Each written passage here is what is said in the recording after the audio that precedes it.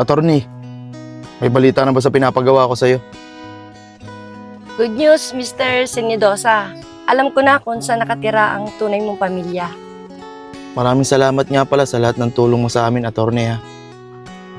Ano nga palang balita dun sa mga ari-arian na naiwan nila mami at daddy? Oo nga pala, yan ang dahilan kung bakit nakipagkita ako sa iyo ngayon. Ang lahat ng ari-arian ng mami at daddy mo na naiwan ay naipangalan sa iyo at kay Eman.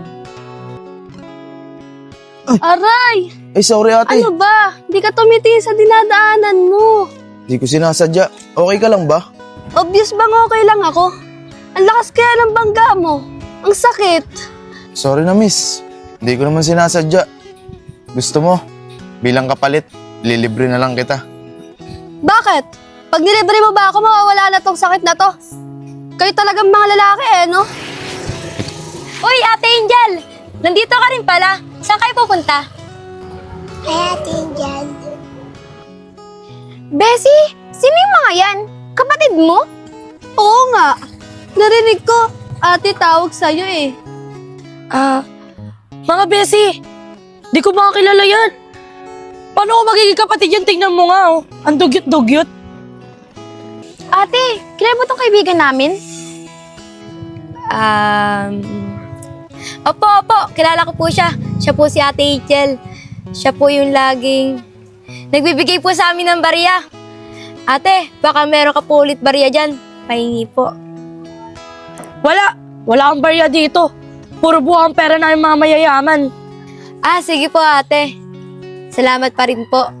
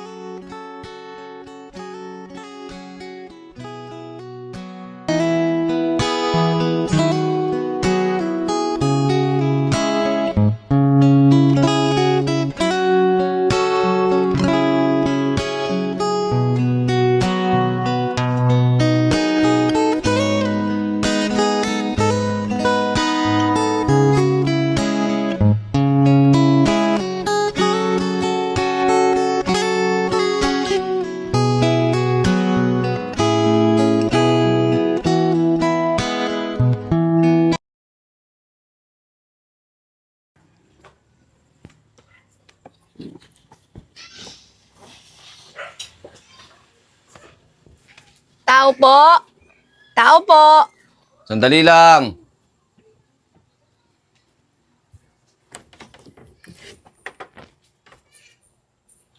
Sino po sila?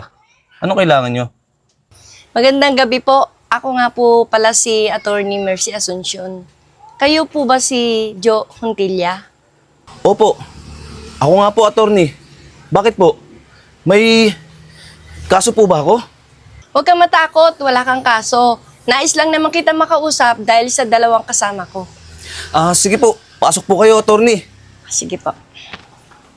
Dito po kayo. Pagpasensyaan nyo na po yung bahay, medyo makalat. Isa lang po kasi akong basurero. Upo po kayo. Ano po bang sadya nyo dito, attorney? At naparito po kayo. Nakikilala mo ba tong lalaking kasama ko? Hindi po, attorney. Hindi ko po siya kilala. Sino po ba siya? Siya nga pala si Lester Senidosa, anak ng mag-asawang Senidosa na pinagbentahan nyo ng bata nung araw. So, ibig sabihin, anak ko siya? Tama po kayo. Anak, ikaw na ba yan? Ang bilis ng panahon na. Ang laki mo na. Kaya po kami naparito upang ipaalam sa inyo na namayapa na po ang mag-asawang Senidosa at naiwan sa kanilang dalawa ang lahat ng ari-arian. Kaya inutusan ako ni Lester na hanapin kayo na tunay niyang mga magulang. Ganun po ba? Kinalulungkot ko po na namayapa na po ang pamilyang Senidosa. Anak, kung gusto mo tumira dito, welcome na welcome ka dito sa bahay para naman mabuo na yung pamilya natin. Yan po ang gusto kong mangyari, tay. Kaya ako po kayo hinahanap. Pero okay lang po ba? Kasama ko yung kapatid ko. Siya nga po pala si Eman. Siya ang tunay na anak nila mami at daddy. Oo naman anak, walang problema. O paano, mauna na ako may mga appointment pa ako eh. Ikaw nang bahala dito sa dalawa. Sige po, attorney. Maraming salamat po. Ingat po kayo. Ingat po, attorney. Sige po.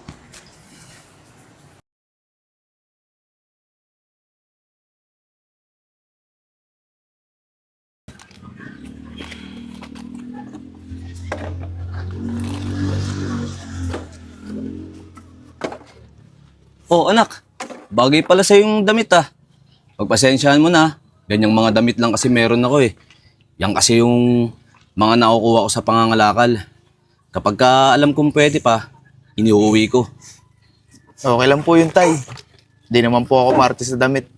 Ang malaga po, meron ako may susuot. Salamat po, tay, Wala yun, anak. Siya nga pala, anak. Di ba mayaman yung mga umampun sa'yo? Wala ka bang mga dalang damit dyan? Marami po akong mga damit, tay. Nagpapahinga lang ako. Pero baka umalis din po ako mamaya para kumuha ng mga gamit. Eh anak, paano nga pala yung bahay nyo dun? Sigurado ko, malaki yun. Mayaman yung mga umampun sa'yo eh. Ang plano ko nga po dun, tay, paupahan na lang muna habang di namin ginagamit. Kaya nga po pinuntahan ko dito para dito na lang muna manatili. Kasi pag nandun ako, naaalala ko sina mami at daddy. Nalulungkot ako. Ganun ba? Pasensya ka na kung pinaalala ko pa sa'yo Mahal na mahal mo talaga yung dati mong mga magulang. Teka, may ba tayo? Parang nabanggit kagabi ni attorney na sa'yo ipinamana yung naiwang ari-arian ng mag-asawa. E di sigurado ako na, marami ka ng pera, no? Sakto lang, tay. Pero di ko naman pinaghirapan yung perang yun eh. Kasi ampun lang ako. Dapat nga po, kay Eman lang lahat ng yun eh. Ano ka ba? Siguro, anak na ang turing nila sa'yo, kaya ka nila pinamanahan. Alam mo ba, bibihira yung ganyan, napapamanahan ng malaking pera. Kami nga dito, kailangan pang mga lakal para lang makakain. Sa bagay, tay, tama ka po dyan. Kaya dapat, ingatan ko yung mga ari-ari ang pinagkatiwala nila sa akin. Hindi ko po hahayaang mapunta lang lahat sa wala. Itay, sorry po Kakagising ko lang. Ano po, aalis na po ba tayo? Oo naman anak, kanina pa nga kita hinihintay eh. Sige po tay, magbibihis lang po ako. Ay, oo nga po pala. Hindi nga po makakasama sa atin si Suyin. Nilalagnat po kasi. Sige anak, Pasok na po ako. bilisan mo O sige, tay. Diyan na po muna kayo. Papasok na po muna ako sa loob. Aalis din po kasi ako mamaya. Tutulungan ko si attorney sa pag-aayos ng mga papeles. Sige anak, mag-iingat ka sa lakad mo mamaya Eman, mamaya maligo ka na Kaya mo bang maligo mag-isa? Opo. Big na Eman eh. Eman, kumain ka na ba? Mamaya, alis ako Huwag kang magpapasaway. Behave lang, Eman Opo, kuya. Eman, mabait po. Very good, Eman Sige na anak, ako na ang bahala kay Eman. Asikasuhin mo na yung mga dapat mong asikasuhin. Sige po, Nay. Magbibihis na po muna ako. Diyan na po muna kayo. Inay, saan po pupunta? Kuya Lester, Iwan, Eman. Siguro nag-aayos lang yun ng mga papeles para din sa mga naiwang pamana ng mga magulang nyo. Inay, saan po sila mami? Gusto ko silang makita. Eman, anak, wala na ang mami at daddy. Nasa heaven na sila. Heaven? Ano pong ginagawa nila doon? Pero po inay, samahan niyo po ako. Punta tayo doon. Aba, sasama mo pa ako dun. Ikaw na lang mag-isa. Diyan ka na nga, maglalaban na lang ako.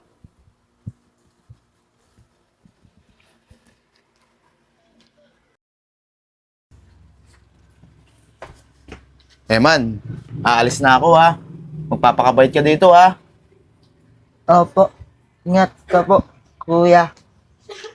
Inay, aalis na po ako ha. Sige, ingat! Opo, Nay.